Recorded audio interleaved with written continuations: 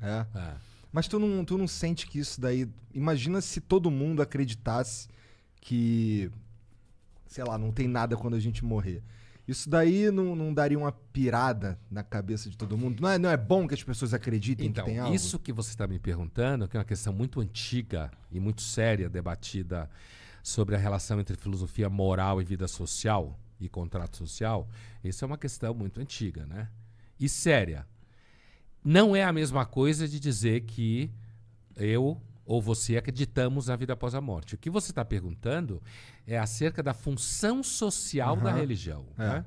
Muita gente acha, se a gente olhar a história da humanidade assim, e a maior parte da humanidade sempre foi religiosa, desde a pré-história, provavelmente, se acredita em ungüentos, em curas miraculosas, a própria palavra xamã vem da Sibéria, tem por aí uns 30 mil anos, então os siberianos são muito malucos, assim, no bom sentido, né? Drogas e viagem para outras dimensões.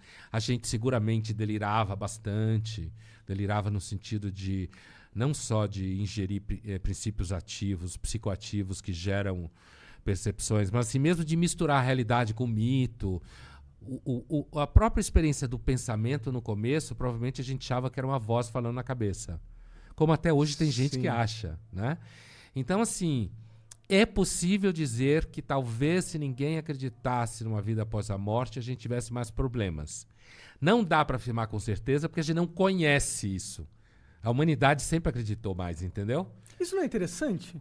Eu acho muito interessante que, tipo, por mais que a gente tá chegando na era moderna e a tecnologia tá cada vez mais, tipo, explicando como as coisas funcionam, eu sinto que religiosidade. Obrigado.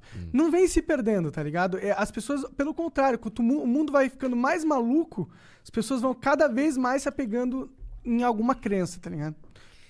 É porque a ciência não responde acerca do sentido das coisas, né? A ciência não responde. Então, imagina que você tem um filho que faz um tumor cerebral e você pergunta para o médico por quê, o médico vai te dar uma resposta bioquímica, patológica, no máximo genética. Mas quando você está perguntando por que uma criança vai ser... Estou dando um exemplo que é um clichê, que é fácil de chegar no argumento. Esse tipo de pergunta acerca do significado das coisas, do sentido das coisas, a ciência não dá. Entendeu? Mas a religião dá, por exemplo. A religião dá, porque nós somos um ser, não é à toa que chamaram a gente de sapiens, né? Que tem a ver com saber. A gente é um animal que quer saber as coisas. E a gente quer saber o sentido das coisas. Talvez não tenha nenhum, mas a gente busca. Sim, sim, com certeza. E aí, eu acho que acaba surgindo a religião. Mas não é interessante que, tipo, se a gente pegar para pensar que cada ser humano é um computador, eu vou entrar na aspecto de gamer. É um processador e cada processador... Pirada de gamer? De gamers, de jogos. E cada processador ele tem um problema para solucionar. Eu acho que quando a gente coloca a humanidade para pensar junto, ou através da cultura, da sociologia, dos ensinamentos e tal, e de alguma forma a maioria da sociedade chega à conclusão que Deus existe, eu acho isso interessante, porque essa não é uma conclusão só da burrice humana que não quer lidar com o escopo de morrer e acabar.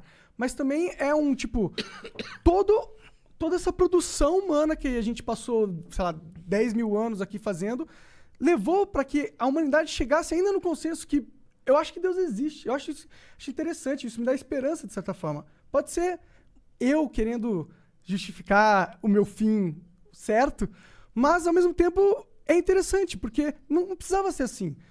Como o Igor falou, poderia ter sido a conclusão de realmente, a gente entendeu, a gente tá aqui ao acaso, vai todo mundo morrer, e todo mundo poderia ter aceitado isso, mas não foi isso que aconteceu, sabe? Provavelmente isso não aconteceu porque grande parte da nossa atividade cerebral delira. Aconteceu, por exemplo, porque as pessoas sonhavam com gente que morreu e achavam que aquelas pessoas estavam vivas. E a gente passou grande parte da nossa história antiga e pré-história cultuando túmulos, né? Cultuando mortos, dando comida para mortos, que nem se faz o candomblé hoje. Uhum. Então, a nossa capacidade racional ela é muito recente.